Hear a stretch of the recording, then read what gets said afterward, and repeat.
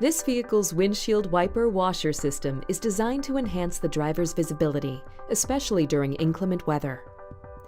The wiper washer system is controlled with the stalk on the right side of the steering column. To use the washer function, pull the stalk back toward you.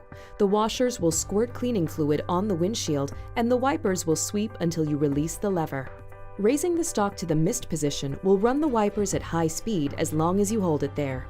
The first position below off is labeled INT for intermittent operation. In this position, you can adjust the timing of the intermittent interval with the large ring in the middle of the stalk. Turning it toward the minus sign reduces the frequency, and the plus sign makes for more sweeps.